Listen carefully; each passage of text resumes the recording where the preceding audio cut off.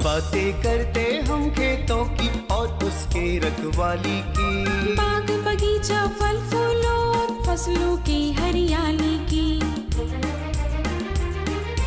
हम बीजों की बातें करते उत्तम जल संसाधन की, हम तकनीकी बातें करते फसलों के उत्पादन की। हर किसान का सपना सच हो जीवन सुखद बनाने को, गाँव-गाँव के हर आंगन का प्यारा सा ही दर्शन। कृषि दर्शन कृषि दर्शन कृषि दर्शन कृषि दर्शन कृषि दर्शन कृषि दर्शन कृषि दर्शन कृषि दर्शन। किसान भाई बहन मन नमस्कार जोहार। जैसन के रौरे मन जानीला कि हर हफ्ता हम रौरे मन ले नवा नवा और बेस जानकारी लेके आवेला, और ई जानकारी जो है भाई हम हमेशा कहिला रौरे मन के कि खेत हो या बारी, पशुपालन हो या फुलवारी, इकर में रौरे मन के सब किस्म का जानकारी मिलेला। तो हम तो रौरे मन के जानकारी जरूर देवब, मकिल जानकारी लेवे कर आगे चलू हमरी देखा थी कृषि समाचार। नमस्कार, कृषि समाचार में आपका स्वागत है। मैं हूं अर्चना।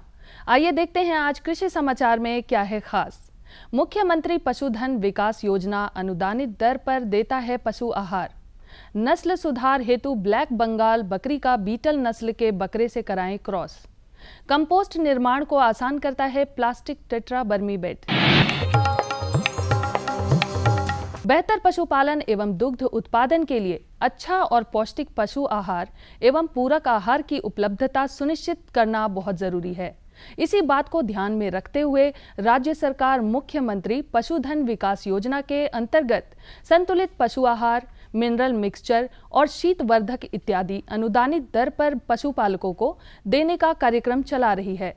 इस कार्यक्रम का लाभ अधिकतम 10 या उससे कम दुधारू रखने वाले पशुपालकों को दिया जाता है। इच्छुक पशुपालक ग्राम सभा की अनुशंसा के साथ जिले के गव्य विकास पदाधिकारी के पास आवेदन कर सकते हैं। हमारे झारखंड में बकरी पालन हेतु ब्लैक बंगाल नामक नस्ल की बकरी बहुत अच्छी मानी जाती है और झारखंड के बहुत से क्षेत्रों में इसका पालन भी होता है। बकरी पालन से बेहतर लाभ प्राप्ति के लिए पशु विशेषज्ञों की सलाह है कि ब्लैक बंगाल बकरी का बीटल नस्ल के क्रॉस कराया जाए तो आने वाली नस्ल ज्यादा लाभकारी सिद्ध होगी। मसालों में मिर्च हमारे झारखंड में प्रमुख रूप से उपजाई जाती है। वर्तमान समय में मिर्च की पूसा सदाबहार, पूसा ज्वाला और स्वर्ण तेजस्वी नामक प्रभेदों की बुआई कर कृषक लाभान्वित हो सकते हैं। मिर्च के ये प्रभेद झारखंड की मिट्टी और जलवायु के लिए अनुकूल है, इसलिए यहाँ के किसान इन प्रभेदों का चयन कर सकते हैं। पूसा सदाबहार, पूसा ज्वाला और स्वर्ण तेजस्वी ये मिर्च के वैसे प्रभेद हैं जो झारखंड की जलवायु और मिट्टी में बेहतर उपज देते हैं। इनके 500 से 600 ग्राम बीज प्रति हेक्टेयर की दर से बुआई कर और उचित कृषि कार्यों को करके लगभग 80 से 100 क्विंटल हरा मिर्च प्राप्त किया जा सकता है। कृषि विशेषज्ञ आज किसानों को प्राकृतिक खेती या जैविक खेती अपनाने पर जोर दे रहे हैं, क्योंकि देखा गया है कि रासायनिक खेती द्वारा एक बार तो उपज ज्यादा मिल जाती है, परंतु दूसरी बार उस खेत की उर्वरा शक्ति घट जाती है। साथ ही रासायनिक खेती द्वारा उपजी फसल में पौष्टिकता की कमी भी आती है। वहीं प्राकृतिक खेती और जैविक खेती में लागत मूल्य कम लगने के साथ भी भूमि उपजाऊ होती है और भरपूर पौष्टिकता युक्त फसल भी प्राप्त होती है, जिसके बाजार में अच्छे मूल्य भी प्राप्त होते हैं।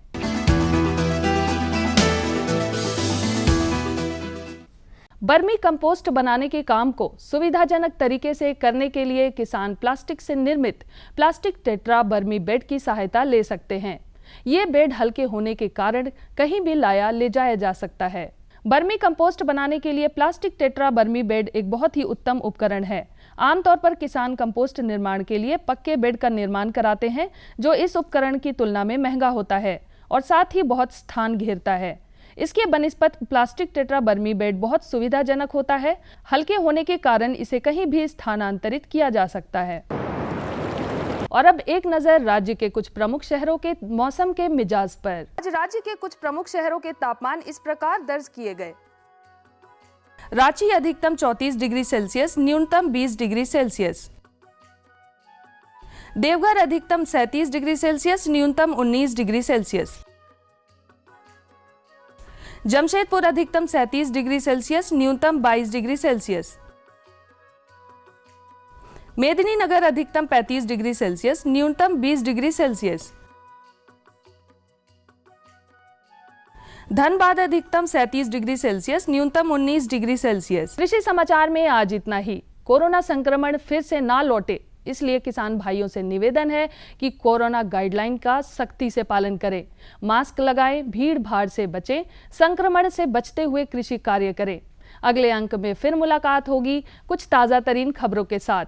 तब तक के लिए दीजिए इजाजत। नमस्कार, जोहार। किसान भाई बहन, कृषि समाचार में रोरेमन तकनीक कर बारे में, उपकरण कर बारे में, मौसम कर हाल कर बारे में और कृषि संबंधी नवा जानकारी मिलक। एखन बेरा हो जा है एक छोटा सा विराम के। हम विराम के बाद घूर के आवा थी और रोरेमन के जानकारी देवा थी।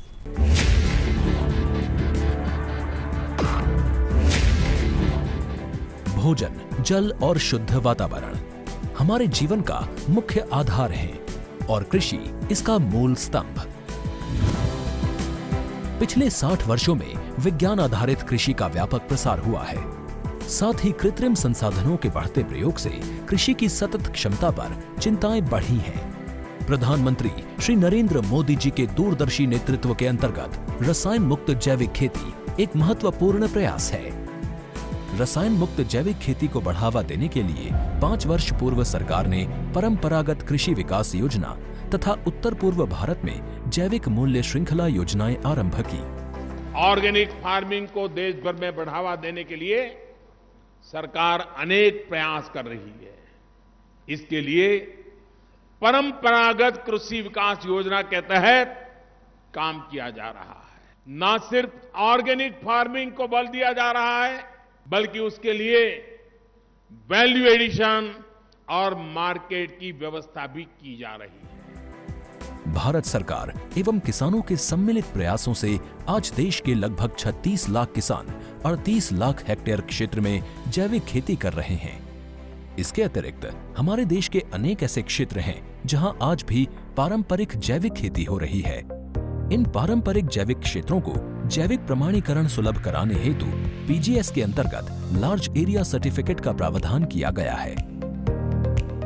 इस प्रक्रिया की विशिष्टता ये है कि इसमें प्रमाणीकरण मात्र 2 से 3 महीनों में हो जाता है, जबकि सामान्य परिस्थितियों में इसमें 2 से 3 वर्ष का समय लगता है। अंडमान निकोबार केंद्र शासित प्रदेश के कार निकोबार एवं नैन काउरी द्वीप समूह देश के सर्वप्रथम ऐसे प्रमाणीकृत जैविक क्षेत्र हैं। अभी हाल ही में संपूर्ण लक्षद्वीप को जैविक खेती के रूप में प्रमाणित किया गया है।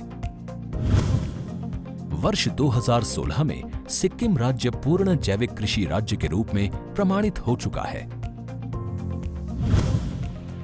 सुदूर उत्तर में हिमालय श्रृंखला के बीच स्थित लद्दाख ने भी पूर्ण जैविक के लक्ष्य की ओर बढ़ना शुरू कर दिया है। जैविक उत्पादों को बाजार सुलभ कराने तथा किसानों की उपभोक्ताओं तक पहुंच बनाने के लिए एक समर्पित जैविक खेती पोर्टल भी बनाया गया है। जैविक खेती पोर्टल के जानकारी मंच और विपणन मंच के माध्यम से किसानों को उच्च गुणवत्ता उत्पादन तथा बाजार उपलब्ध कराया जा रहा है। आशा है देश के सभी राज्य अपने जैविक क्षेत्रों का विस्तार करेंगे और देश में जैविक कृषि क्रांति को मजबूत करने में योगदान देंगे। जैविक उत्पादों की देश और विदेशों में बढ़ती मांग तथा जैविक उत्पादों का बढ़ता बाजार, किसानों की उपभोक्ताओं तक पहुंच तथा जैविक एफपीओ द्वारा जैविक कृषि व्यापार में भागीदारी हमारे किसानों को अपनी आय बढ़ाने का अवसर दे रहा है। पिछले 5 वर्षों में जैविक कृषि उत्पादों का निर्यात दोगुने से अधिक बढ़कर 7,000 करोड़ रुपए से अधिक का हो गया है और इसमें प्रतिवर्ष 20% से अधिक की वृद्धि हो रही है। उम्मीद है पारंपरिक क्षेत्र के किसान भी इस बढ़ते बाजार से लाभान्वित होंगे और जैविक कृषि आंदोलन को आगे बढ़ाएंगे। किसानों की मुस्कान समृद्ध हिंदुस्तान की है पहचान।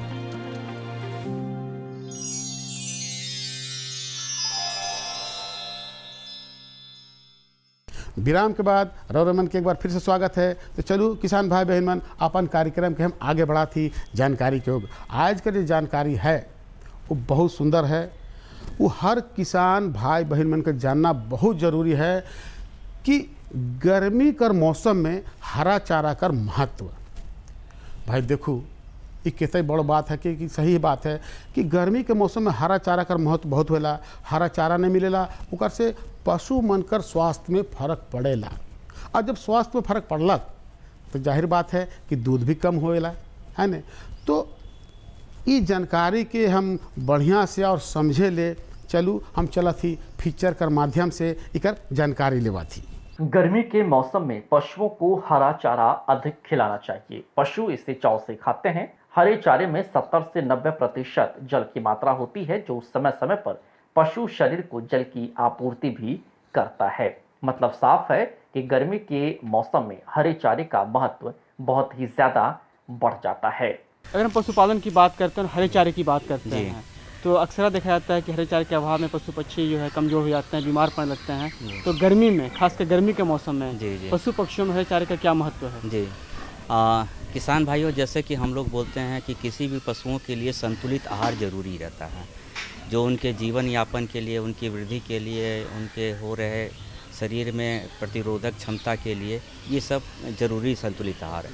और संतुलित आहार में हम लोग हरा चारा की अगर बात नहीं करें तो ये बेईमानी होगा। जहाँ तक हरे चारा की बात है तो हमारा सालों भर किसान भाइयों को खिलाने चाहिए अपने पशुओं को। और हमारा जो गर्मी का मौसम है, जो ज़ैद है और गर्मी के मौसम है, इसमें बहुत ज़्यादा हरा चारा तो नहीं मिल पाता है, लेकिन हमारे रबी सीजन में बहुत सारे हरा चारा जो होते हैं उनको हम लोग प्रिजर्व करके रखें, उनको बचा करके रखें, उनको आप जमा करके रखें हे और साइलेज के रूप में, तो इसको हम लोग जानवरों को खिला सकते हैं। लेकिन फिर भी जैसे हम लोग बोलते हैं कि किसी भी पशुओं में 2 तरह का चारा, हरा चारा होता है। एक होता है दलहनी फसल और दलहनी हरा चारा, और दूसरा होता है गैर दलहनी हरा चारा। तो किसान भाइयों को पता होगा कि ये दोनों हम लोग को अपने पशुओं में खिलाना चाहिए। इससे क्या होता है कि अगर हरा चारा हम खिला रहे हैं तो पशु ना केवल स्वस्थ रहता है, बड़ा चाव से खाता है, स्वादिष्ट होता है, और उसमें जो हो रहे शरीर तो बढ़ता ही है, साथ में पशुओं में जो आपके रूमेन में बहुत सारे सूक्ष्म जीव जो रहते हैं उनके वृद्धि के लिए, जो दूध में मीठापन आता है उसके वृद्धि के लिए हमारा ये हरा चारा जरूरी रहता है। हरे चारे में विभिन्न पोषक तत्व जैसे कि कार्बोहाइड्रेट, प्रोटीन, विटामिन और खनिज लवण प्रचुर मात्रा में पाए जाते हैं। प्रोटीन पशुओं में होने वाले विभिन्न प्रकार की बीमारियों से सुरक्षा प्रदान करती है। हरे चारे में प्रचुर मात्रा में कैरोटीन भी पाया जाता है, जो विटामिन ए का अपरूप है, जो पशुओं में अंधेपन की बीमारी से मुक्ति दिलाता है। ये हरा चारा जो हम लोग बोलते हैं कि गर्मी के समय में दलहनी और गैर दलहनी दोनों फसल के रूप में देना चाहिए। और इसमें जो हमारा बहुवार्षिक फसल है, मेनली जो हमारा बहुवार्षिक फसल है, जैसे कि हमारा अगर दलहनी में ले ले तो लूसर्न हो गया, स्टाइलो हो गया, सुबाबुल हो गया, ये 3 हरा चारा जो होता है हमारा फरवरी मार्च हमारा जब गर्मी शुरू होता है, बसंत ऋतु है, यहाँ से मिलना शुरू होता है। और गैर दलहनी में हमारा हाइब्रिड नेपियर है ना, जिसको अगर हम लगाते हैं तो ये हमारा पशुओं को आप और उपलब्ध करा सकते हैं। साथ ही सदाबहार और आपका ग्रीन ग्रास है ना, जो ये होता है ये हम लोग लगा सकते हैं। पशुओं को हरा चारा खिलाने से पशुओं के रक्त संचार में भी इजाफा होता है। हरा चारा स्वादिष्ट होने के साथ साथ पाचनशील भी होता है, जिससे पशुओं में पाचनशीलता बढ़ जाती है।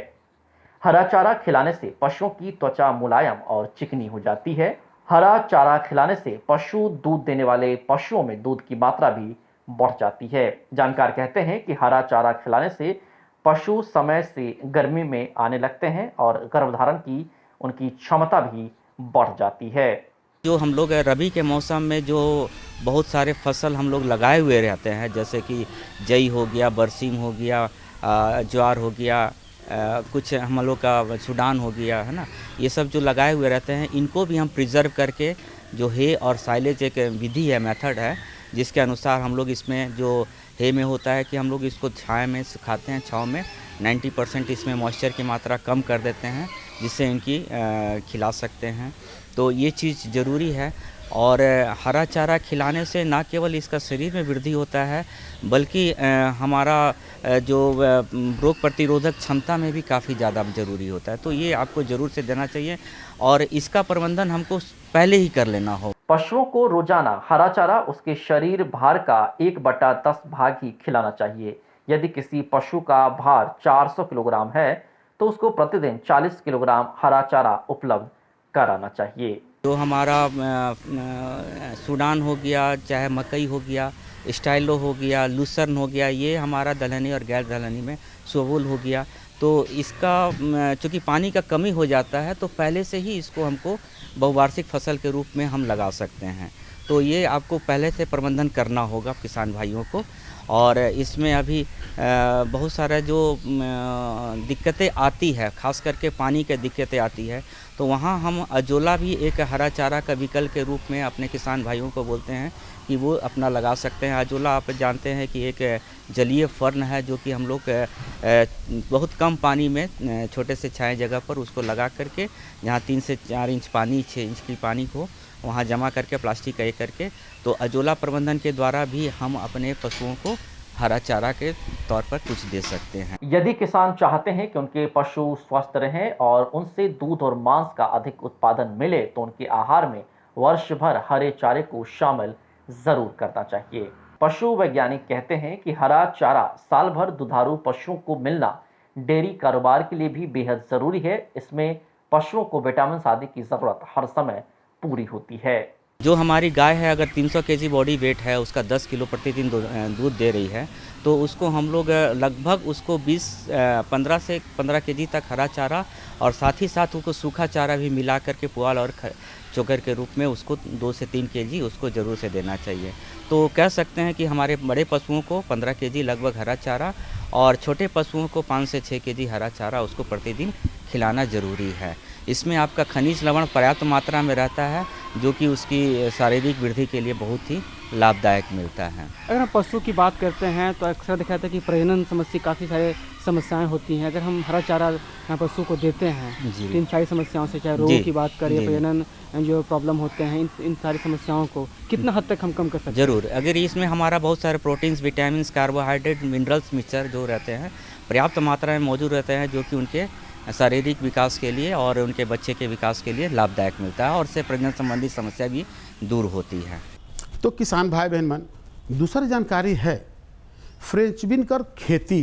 तो फ्रेंच बीन कर खेती तो रौरे मन भी करेला, सब किसान भाई बहन मन करेला, मगर इकर में और बेस से जानकारी चाहिए कि भाई इके कब लगाना है, कौन महीना में लगाना है, कैसे लगाना है, इकर बिहन कर चुनाव, पानी कर, इकर रख रखाव, देख रेख जिते किस्म कर है उस सब कर जानकारी है।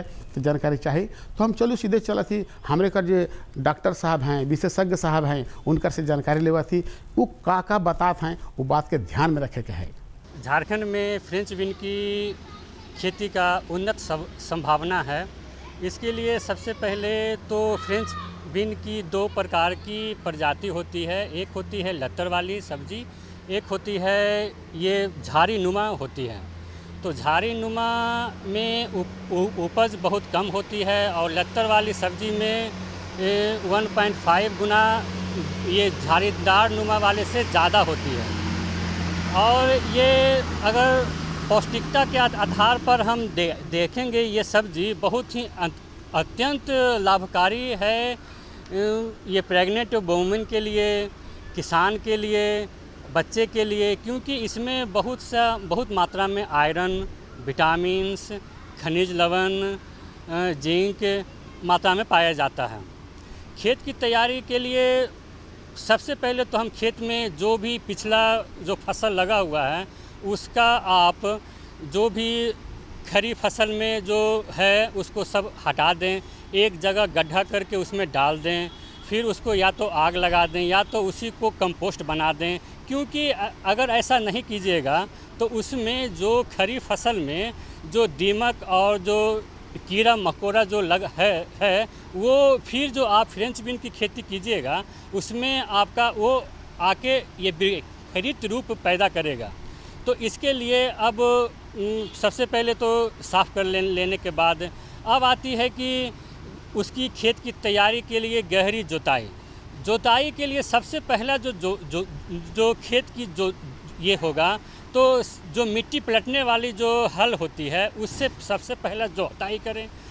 देखिए ये बीज का इसके लिए तो सबसे अच्छा है ये सेमनिस का ये फाल्गुनी, जो अच्छी उपज देती है और रोग लड़ने की क्षमता उसमें बहुत ज़्यादा है। इसके बाद जो हमारे जो पलांडू से जो बहुत से प्रजाति निकली है उसमें स्वर्णा प्रिया जो ये एक है ये लतर वाली है, और बुशिस टाइप की जो है स्वर्णा लता वो बहुत ही अच्छी उपज भी देती है। इसके अलावा बहुत सा है आईपी ये 96-4, उसके अलावा अर्का अनूप, अर्का कार्तिक, ऊटी 1, ऊटी 2, इसके अलावा अर्का संपूर्णा, अर्का समृद्धि, ये सब जो प्रजाति है बहुत ही अच्छी उपज देते हैं कि ये खेतों से। जब बीज का चुनाव कर लेने के बाद सबसे बहुत ज़रूरी है कि बीज का ये उपचार, बीजो उपचार, अगर किसान भाइयों बीज बोने के पहले बीजो उपचार भी कर लेते हैं तो उसमें लगभग 30% की जो रोग आने की जो चांस होते हैं वो दम नग्न हो जाएगी। इसमें किसान भाइयों को बहुत पैसा की बचत भी हो जाती है, क्योंकि आजकल मार्केट में बहुत कॉस्टली इंसेक्टिसाइड, पेस्टिसाइड मार्केट में उपलब्ध हैं, इससे लागत भी कम हो जाती है। अगर आप पलवार विधि से बेड बना के खेती करते हैं तो बेड से बेड की दूरी लगभग 3 फीट होनी चाहिए, और ये बेड की जो चौड़ाई होती है लगभग 4 फीट होनी चाहिए। एक बेड पे 2 रो आपका फ्रेंच बीन लग जाएगा। और बीज से ये पौधे से पौधे की जो दूरी होती है लगभग 9 इंच की दूरी पे ये बुआई करना चाहिए। अगर आप ओपन में ये बेड बना के नहीं करते हैं और तो उसमें पौधे की जो दूरी होती है 1 फीट, और बेड से बेड की दूरी होती है लगभग 2 फीट की दूरी पर बीज का बुआई करना चाहिए। बीज के बुआई करने के बाद अब होती है कि संतुलित खाद हम खेत में कितना डालें, तो लगभग 1 हेक्टेयर में 100 किलो NPK 12-32-16 का ये छिड़काव करना चाहिए। लगभग गोबर की खाद 20 से 45 टन 1 हेक्टेयर में खेत के जुताई के दौरान ही छिड़काव कर देना चाहिए। उसके बाद जब अगर पौधा हमारा 30 दिनों का हो गया है तो उसमें 30 किलो 1 एकड़ में यूरिया और 1 किलो जिंक का ये जड़ के पास छिड़काव करना चाहिए, और जड़ के पास मिट्टी लगा देना चाहिए निकाई गुड़ाई करने के बाद।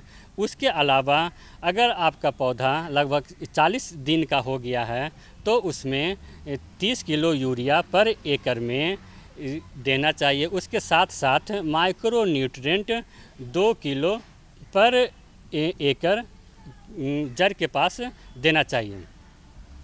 इसके अलावा अब बात आती है कि जो पौधे में रोग और जो लगता है तो इसके लिए सबसे ज़रूरी है कि ये फ्रेंच बीन में बहुत ज़्यादा जो रोग लगता है और ये कीड़ा डैमेज करता है वो ये फली छेदक है। इसके लिए मोनोक्रोटोफास का लगभग 3 ml 1 लीटर पानी में घोल के स्प्रे करना चाहिए। अगर आपका 1 एकड़ खेत है तो 300 ml मोनोक्रोटोफास लगभग 200 लीटर पानी में देके ये मिला के छिड़काव करना चाहिए। अगर ये उसमें फिर अगर ये एक और बीमारी है एपिड्स जो गांव में लोग माहू के नाम से जाना जाता है, इसके लिए भी मोनोक्रोटोफास का ये छिड़काव करना चाहिए। तो कहूँ ये दुई जानकारी कैसे लागलक, बेस जानकारी है नहीं से तुम कही ला रोरे मन के कि पता के रखू और अपन सुझाव के देव तो पता के लिखू न भाई। कागज और कलम के दिखलाओ। हाँ, पता के लिखो। पता है कार्यक्रम कृषि दर्शन द्वारा केंद्र निदेशक दूरदर्शन केंद्र रांची रोड रांची, और पिन कोड संख्या के भूलब नहीं, उसको जरूर लिखे के है। पिन कोड संख्या है 834001। तो आज इजाज़त दो, मैं के लिए यह दिना और यह बेरा नवा जानकारी के साथ और उपस्थित हो। तब तक इजाज़त दो, नमस्कार, जोहार। हम बीजों की बातें करते उत्तम जल संसाधन की, हम तकनीकी बातें करते फसलों के उत्पादन की। हर किसान का सपना सच हो जीवन सुखद बनाने को, गाँव-गाँव के हर आंगन का प्यारा सा ही दर्शन। कृषि दर्शन, कृषि दर्शन, कृषि दर्शन, कृषि दर्शन, कृषि दर्शन, कृषि दर्शन, कृषि दर्शन, कृषि दर्शन।